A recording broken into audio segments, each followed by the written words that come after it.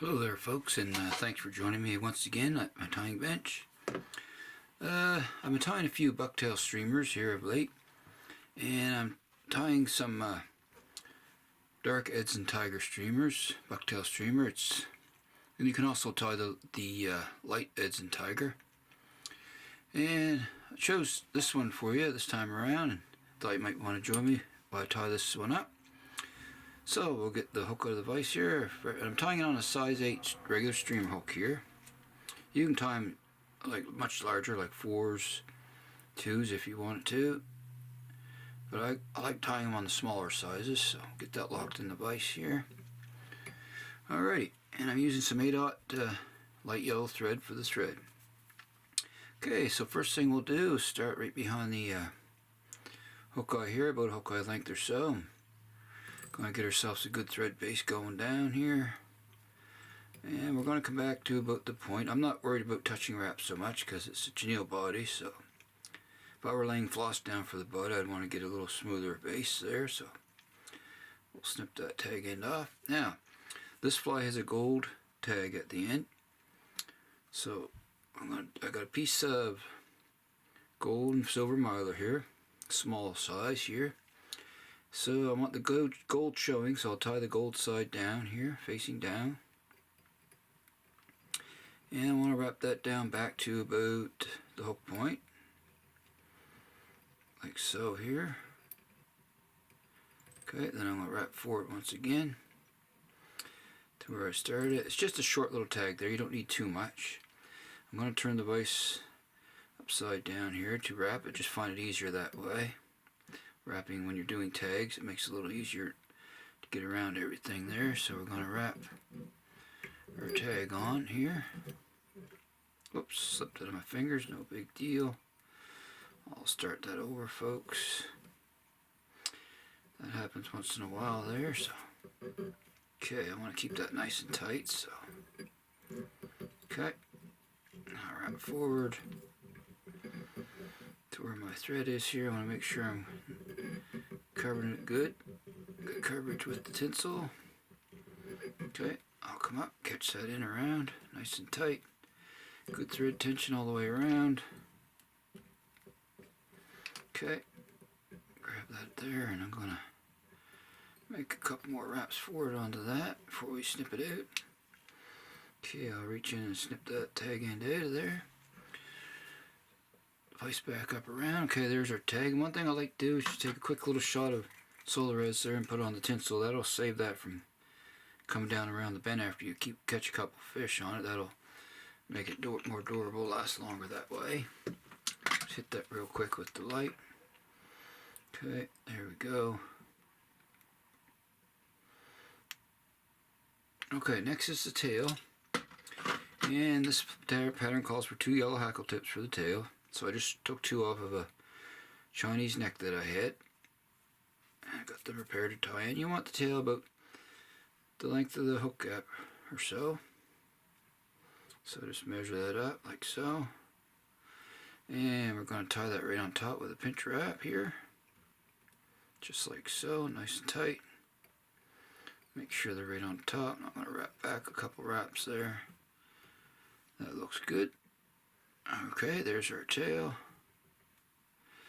Alright, actually I want to come back a little bit farther, folks, onto that.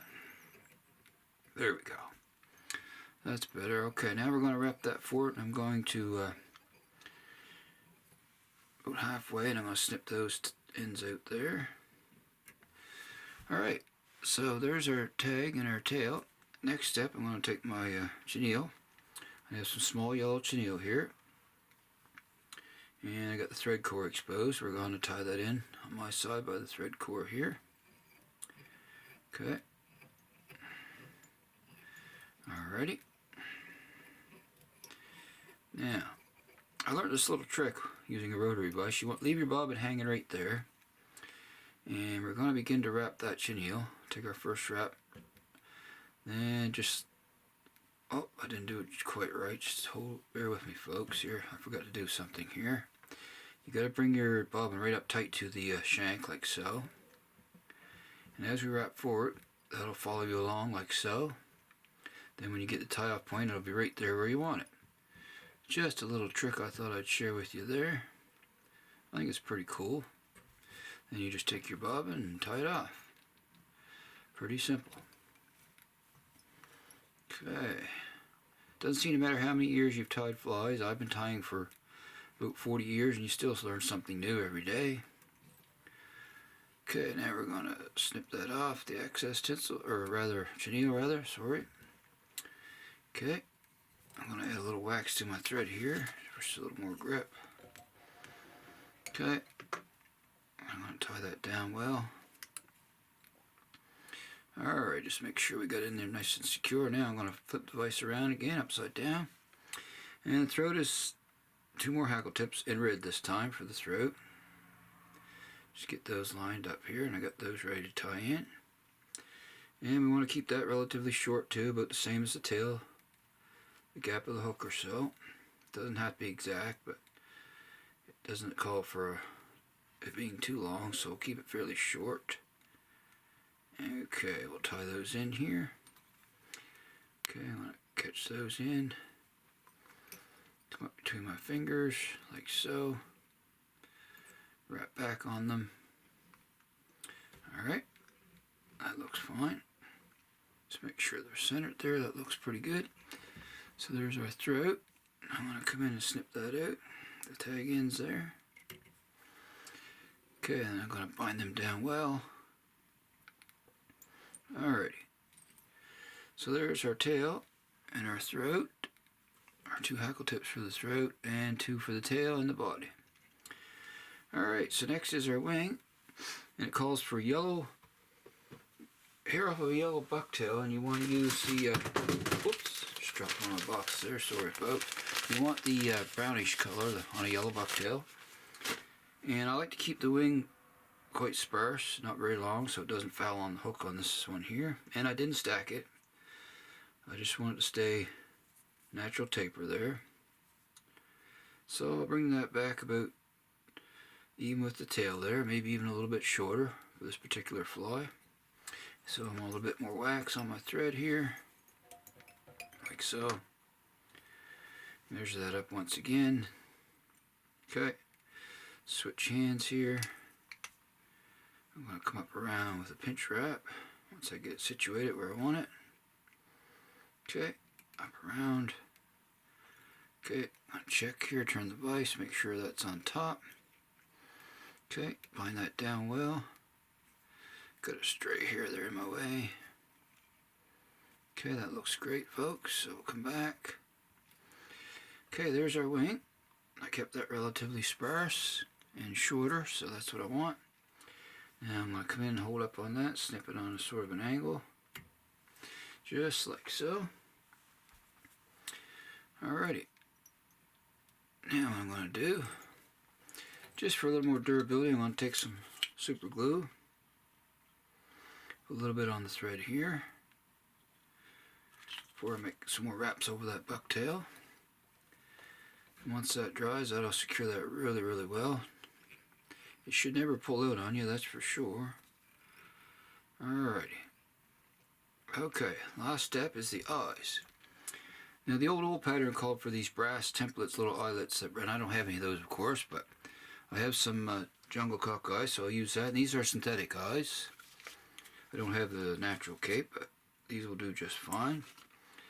So we're going to tie one of these in on each side here, folks. Okay, tie one on this side. A couple wraps. Grab another eye. Okay. And we'll turn that around. Tie this guy on the opposite side here. Just like so, a couple wraps. These synthetic eyes are pretty close to the natural. They match it pretty close. Not exact, of course, but they do the trick for me, so. And they're a heck of a lot cheaper than the natural cape, too, as well. But alright. Okay, that looks pretty good. Okay, now I'm going to wrap that forward. Couple wraps there, nice and snug. Okay, we'll snip off the tag ends of those. Okay, there's one. Snip off the other one nice and close here. Get my scissors to go in there. Alrighty. There's that one. Okay, now I'm going to add a little bit more wax to my thread here. And we'll finish the head off and he'll be done. Just got that one eye that I'm not pleased with. There we go. Alright, let's look that from the top. Looks pretty good. I'm going to come back here a little ways onto those eyes there. Then forward. Alright, now I'm going to jump right behind the eye. Build the head up a little here. Okay. Don't want too big of a head on him. That looks fine. Alright, we're just about done. Now I'm just going to do a whip finish here. And we have another size 8 dark Edson tiger. So I'll bring my whip finisher in here. We'll do 4 or 5 turns. Maybe 6 or 7 probably. Okay. Alrighty. Snug it down nice and tight. Come in and give it a snip. Alrighty, so last step here is to put some head cement on. I'm going to put some head cement that penetrates real good on this guy here. Get down those thread wraps and make it nice and secure. Okay, just work it around there. As you can see, that soaks in really fast, so I'm going to put another coat on. I would probably eventually put 3 or 4 coats on, but we won't, for the video's sake, I'm not going to do that. It would take quite a while waiting between coats, but you get the idea there. There we go. Okay, it's a done deal, folks. Yeah, it's cool little streamer patterns, and these old patterns, I think I'll enjoy tying the older patterns. I mean, they still work today, it's just that they don't get used as much as they used to, but they're still effective patterns. So, like I always say, I want to thank you for joining me, and if you'd like to subscribe, hit that good old subscribe button, appreciate it, and throw in a like too, and any comments you have, put them down below. I'll surely read them. Appreciate that as well. And like I always say, folks, until next time, happy tying out there. I shall see you all again soon, and so long for now, folks.